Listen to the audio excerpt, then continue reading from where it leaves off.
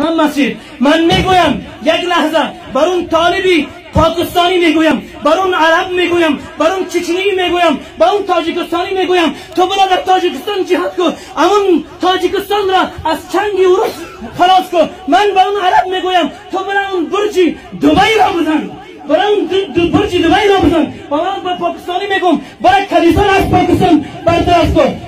این طالب افغانی را که به نام افغانستان هست فریب خورده هست در مقابل ما باشه. میگم به شما ای نسل جوان دام در این خاک شوین، شیرانی در القوم ادبناک شوین. ای مکر و فریب هیله و نیرنگ هزاران کافر شکن و صف شکن و هیله و نیرنگ سنجیده و ورزیده و چالاک شوین. تهدید کنیم ظلم و ستم جور و جفا را در سنگر یک شیر غضبناک شوین. آن کوه کمر دشت و خیابان وطن را سرتیر و فدایی همه بیباک شوین. از این وطن فریضه ما هست، ما افتخار میکنیم. رئیس بیا کردی و پروردگار قسم است هیچ وقت از دین من نمیروه. عسکری من از وقتی که به وظیفه میروه قبل از وظیفه به من میگوید مولوی صاحب من خواب دیدم امروز که برم در وظیفه شهید میشم. من گفتم به اون جوان که چهره شهیدی را نکشیده، گفت نه مولوی صاحب من خواب خود را دیدم و خدا قسم است که شهید میشم، اما یک آرزو در دلم است که 3 ماه اولادم هست او را ندیدم و میرود 2 ساعت بعد و او شاه محمود که افتخار است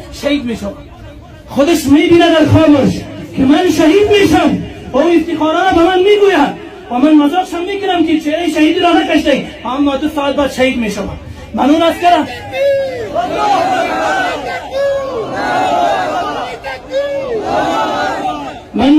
سراب کنم. حالا کسایی که میگوین اینا دفاع کردن نمیتونن، اینا از دلار و پیسه و چوکی و حکومت و سلطنت خودشون میترسن. شما دفاع کرده این و میکنین و سینه خود را سپر کرده این در مقابل آن کسی که پیغمبر میگه و تمیت العدا عن الطریق صدقتون.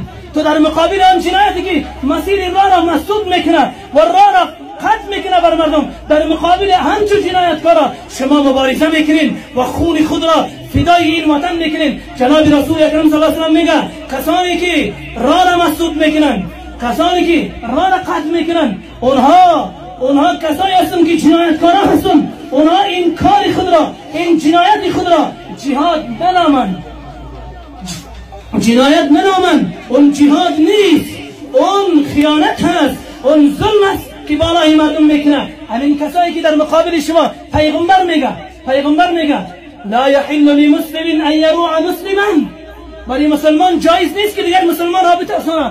شما مشاهده کنین مردی افغانستان، زنی افغانستان، پیش سفید، ریش سفید، تیفون، اطفال، مردم